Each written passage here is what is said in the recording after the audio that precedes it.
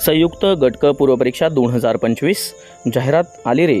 938 जागा. फॉर्म भरा. गट क पुढे केलेली आहे गट ब ची आणि नवीन तारीख कोणती आहे चला पाहूया संपूर्ण डिटेल आणि संपूर्ण जाहिरात आपल्या या यूट्यूब चॅनलवरती. व्हिडिओला सुरुवात करण्याआधी तुम्ही जर आपल्या चॅनलवरती नवीन असाल तर प्लीज आपल्या चॅनलला लाईक शेअर आणि सबस्क्राईब करायला विसरू नका आणि नोटिफिकेशन बेलला क्लिक करा म्हणजे येणाऱ्या प्रत्येक नवीन अपडेट तुम्हाला सुरुवातीला मिळत राहतील. चला पाहूया ही महत्त्वपूर्ण अपडेट. महाराष्ट्र लोकसेवा आयोगाचं प्रसिद्धीपत्रक आलेलं आहे मित्रांनो. महाराष्ट्र गट क सेवा संयुक्त पूर्वपरीक्षा याची जाहिरात आलेली आहे. रविवार दिनांक 4 जानेवारीला ही परीक्षा होणार आहे. संयुक्त पूर्वपरीक्षा गट क 2025 याच्यासाठी जागा आलेल्या आहेत टोटल 938.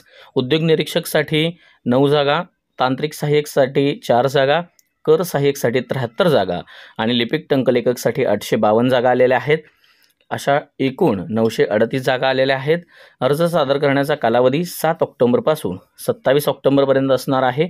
ऑनलाईन परीक्षा शुल्क भरण्याचा अंतिम दिनांक हा 27 ऑक्टोबर असणार आहे. ठीक आहे. परीक्षा शुल्क तुम्ही बँकेमध्ये जर भरायचं असेल ऑफलाईन तर 30 ऑक्टोबरपर्यंत तुम्हाला मुदत आहे परीक्षेच्या चलनाद्वारे.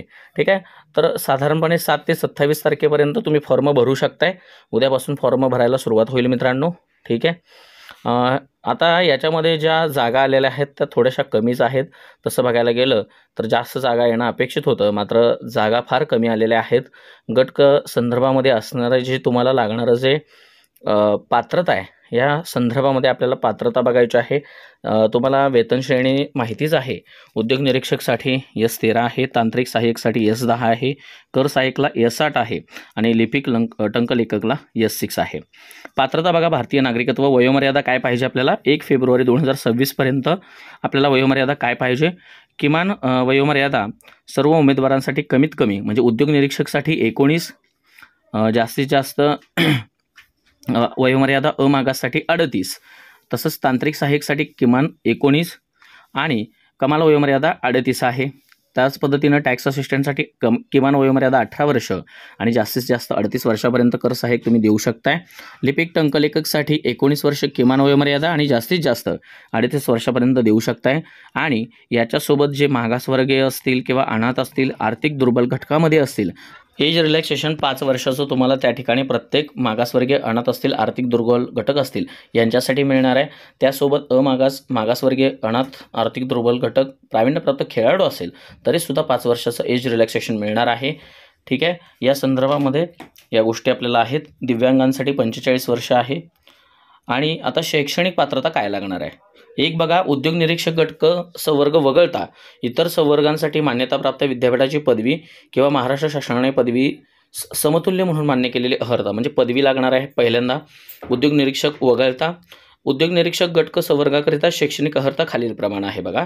एक, संविधानिक विद्यापीठाची अभियांत्रिकीमधली पदवी लागणार आहे तुम्हाला, ज्याच्यामध्ये स्थापत्य अभियांत्रिकी तसेच स्थापत्य अभियांत्रिकीमधील विषयांच्या गटाशी संलग्न असलेल्या वास्तुविद्या, नगररचना इत्यादी विषयांव्यतिरिक्त किंवा तंत्रज्ञानामधील किमान पदविका किंवा विज्ञान शाखेतील संविधानिक विद्यापीठाची पदवी तुम्हाला इंडस्ट्री इन्स्पेक्टरसाठी लागणार आहे.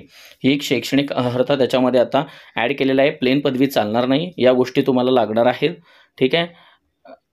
त्याच्यानंतर बघा, पदविका पदवीच्या शेवटच्या वर्षास बसलेला उमेदवार पूर्व परीक्षेसाठी पात्र असतील, मात्र मुख्य परीक्षेपर्यंत त्यांना मुख्य परीक्षेच्या प्रवेशासाठी विहित पद्धतीने अर्ज करायचा, सादर करायचा झाल्यास त्यांना अंतिम दिनांकापर्यंत पदविका किंवा पदवी उत्तीर्ण होणं आवश्यक राहणार आहे मित्रांनो. ठीक आहे.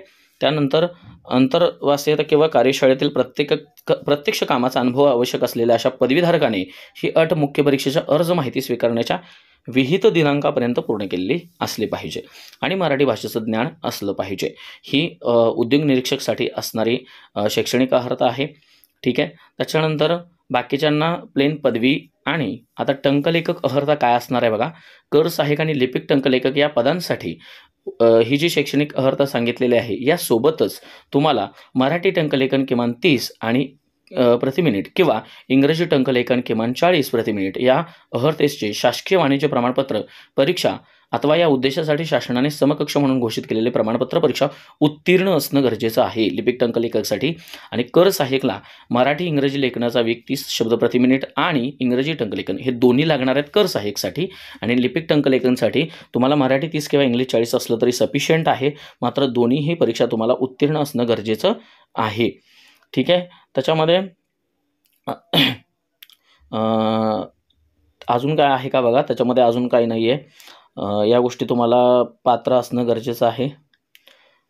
त्याच्यानंतर जे तुम्हाला माहिती आहे की जे हे असतात अनुकंपात्मक किंवा दिव्यांग उमेदवार किंवा बाकीचे जे उमेदवार असतात त्यांच्यासाठी नियुक्ती झाल्यानंतर 4 वर्षाच्या आत मराठी टंकलेखन किमान 30 प्रति मिनिट वेगमर्यादेचे करणं सक्तीचं असणार आहे. ठीक आहे, या संदर्भातलं आहे. कॉमनचं तुम्ही लक्षात घ्या, फक्त त्या गोष्टी फार महत्त्वाच्या आहेत. आता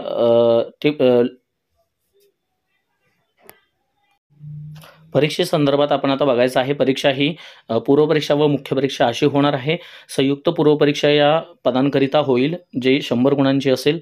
100 प्रश्न असतील, 100 गुण असतील. आणि मुख्य परीक्षा ही 400 गुणांची असेल. ठीक आहे. उद्योग निरीक्षक, तांत्रिक सहाय्यक, विमा संचालनालय, कर सहाय्यक आणि लिपिक टंकलेखकसाठी पूर्वपरीक्षा ही कॉमन असणार आहे. मात्र मुख्य ही वेगवेगळी असते 400 गुणांसाठी. ठीक आहे, 200 प्रश्न असतील. आता याच्यामध्ये कर सहाय्यक, लिपिक जे आहेत टंकलेखक, या संवर्गासाठी टंकलेखन कौशल्य चाचणी होणार. त्याच्यानंतर ठीक आहे, टायपिंग स्किल टेस्ट जी आपण म्हणतो ती होते. आयोगाच्या संकेतस्थळावर स्वतंत्रपणे प्रसिद्ध करण्यात आलेल्या प्रस्तुत परीक्षेच्या ज्या योजना आहेत त्या पद्धतीनुसार अभ्यासक्रमानुसार पूर्व व मुख्य परीक्षा तुम्हाला देण्यात येते. ठीक आहे, त्यांचा सिलेबस तुम्हाला सगळ्यांना माहिती आहे. ह्या सगळ्या गोष्टी, टंकलेखन कौशल्य चाचणी, क्वालिफाईंग कसं असणार आहे, या सगळ्या गोष्टी तुम्हाला माहिती आहेत, दोन्हीमध्ये किंवा एकामध्ये असं. त्याच्यानंतर बघा,